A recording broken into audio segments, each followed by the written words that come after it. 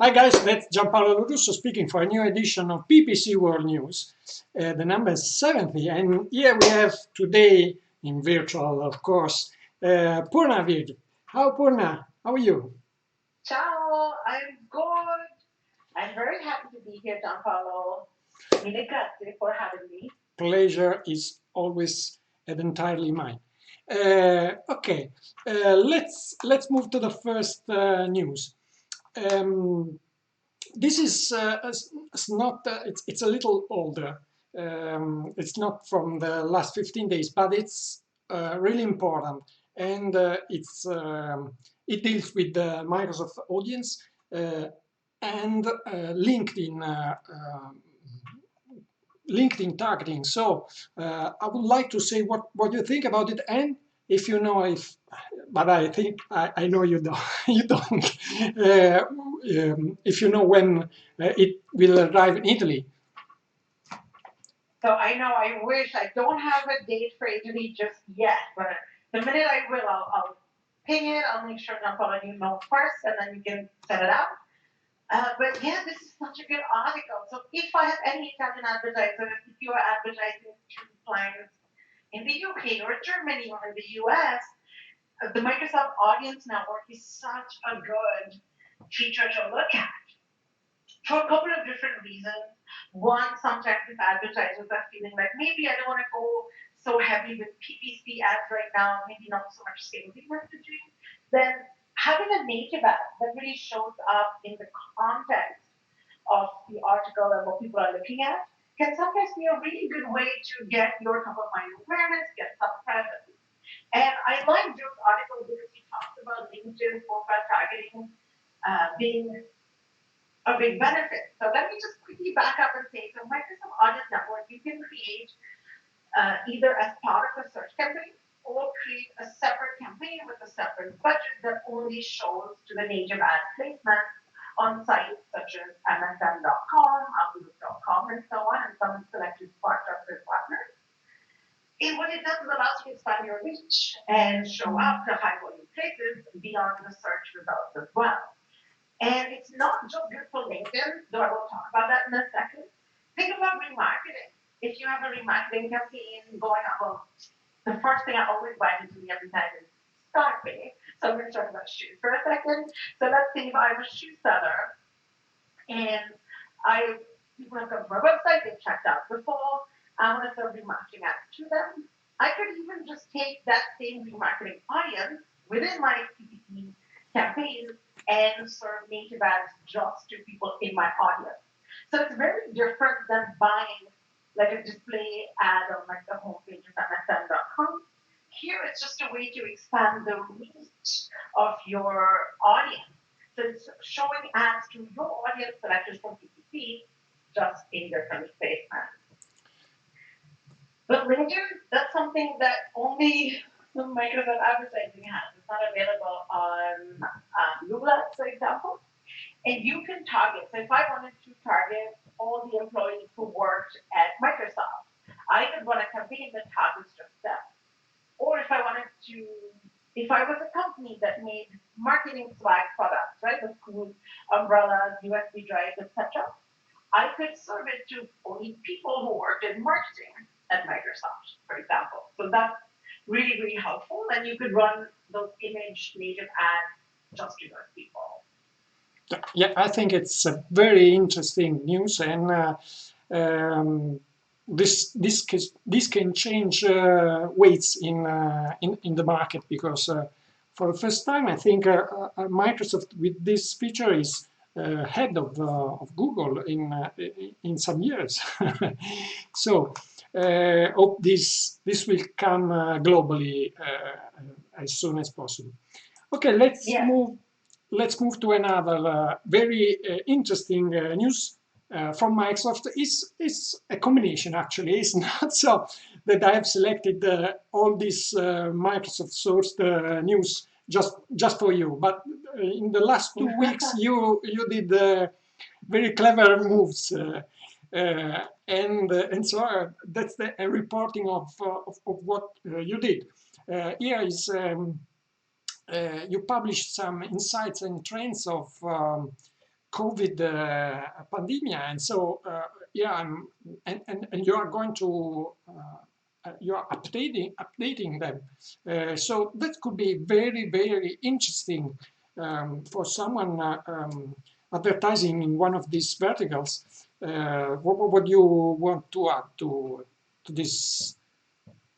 Exactly, and I would just say that something that makes me very proud of being a Microsoft employee is that we always put the customer first. We want to give people what they're really asking for, what they're looking at. So we know that things are very stressful for agencies, for advertisers right now. So if we could share some of our data and insights and share with people so they can identify niches to grow their businesses, that's what we'll do.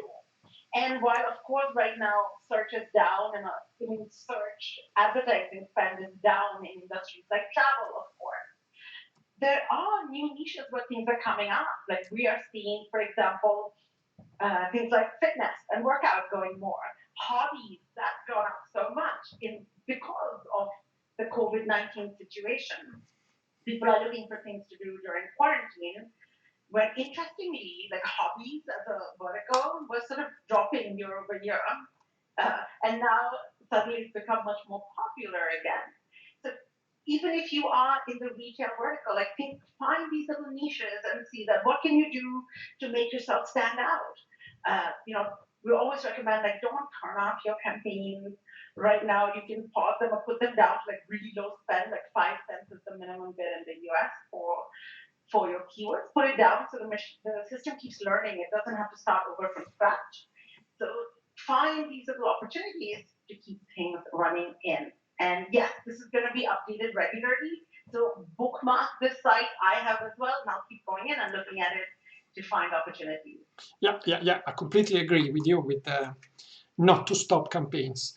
Another piece of news. As every year, Anapin Marketing is drawing a list of the most influential PPC professionals. And this year, I wanted to underline it because in the list there are always almost all American professionals.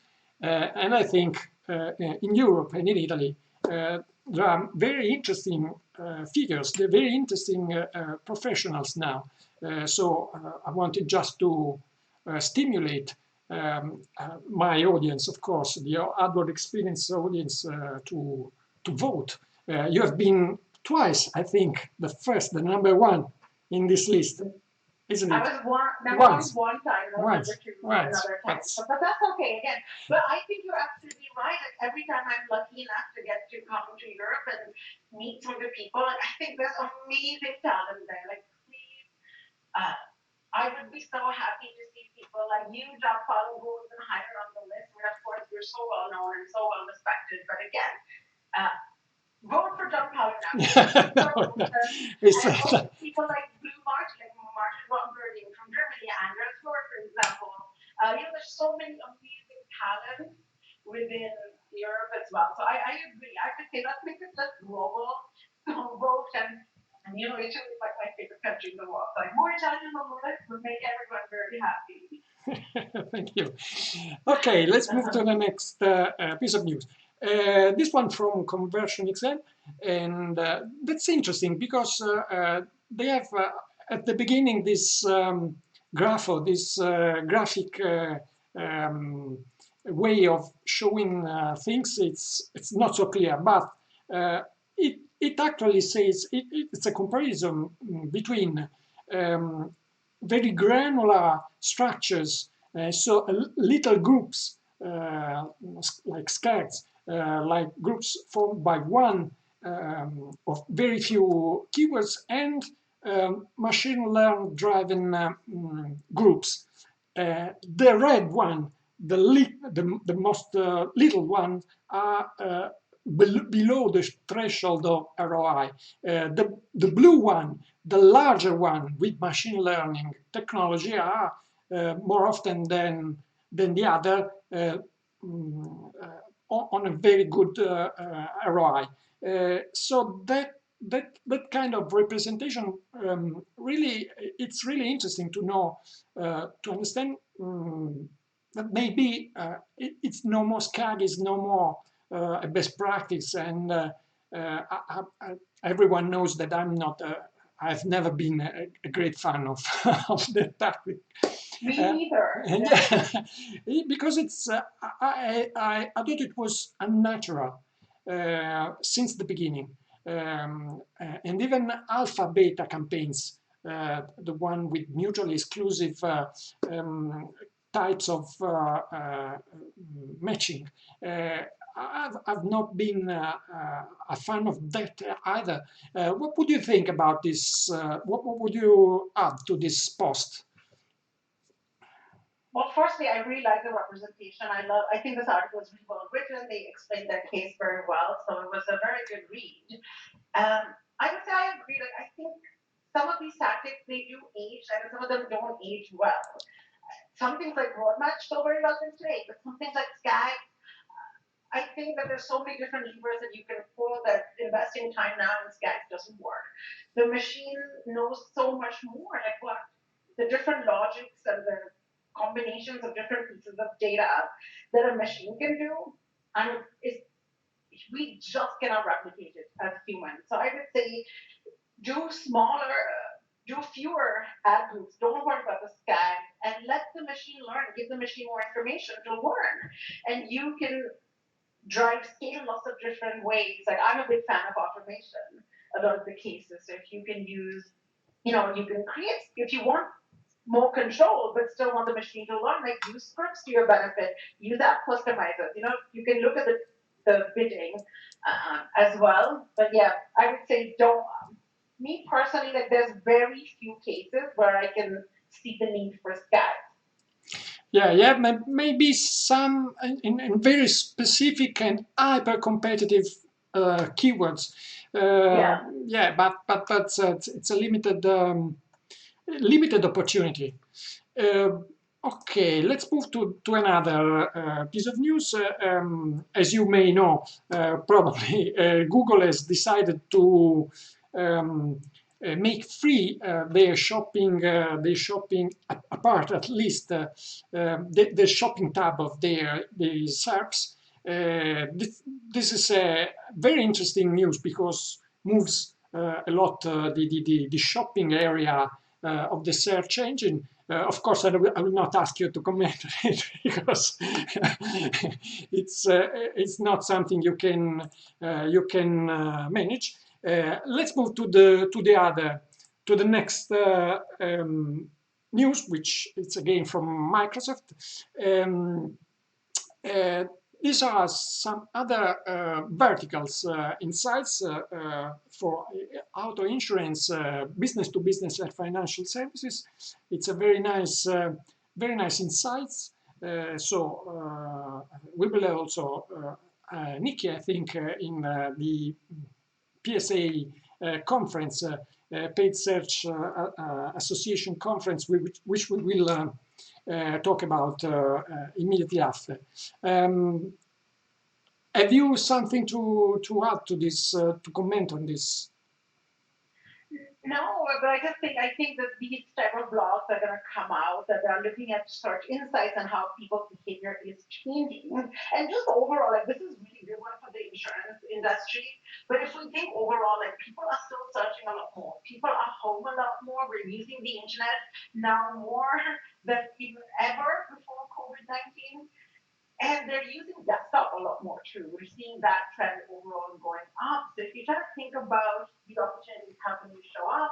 If you look at how people's searches are changing, they're doing a lot more research. They're looking for help. They're looking for advice.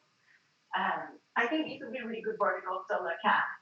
And if you want to take some of these insights and match it back to something actionable, there was Senior Interactive, Gianpaolo, I should have sent this to you, but a week ago, they had this really cool article about scraping Reddit search queries and seeing, what are people asking, what kind of help are they looking for? So if you can take what people are asking for, tie it in with this trend data, and like put the two together, the chances are you can have a much more optimized, successful campaign. Yeah, I've seen also another post by Microsoft about the COVID trends in the European Union. Yes. So I didn't put it out because it was all Microsoft was. I don't complain either. Yeah, it could be suspect. I know, don't be kidding. It's like, Okay, okay. Let's move to the last piece of news for this week. Um, yeah, the Paid Search Association conference I was talking about before on May 12th, 13th, and 14th. You and me both are speakers in this event. I think it's a very interesting association, totally non-profit. So just to better the occasion of communication and high-level support for PPC professionals in this the critical period. So what would you comment on this? well, one, I think Gianpaolo has been very humble, but it was like David Sedella, who was like the main The founder of master PPC, and of then PSA.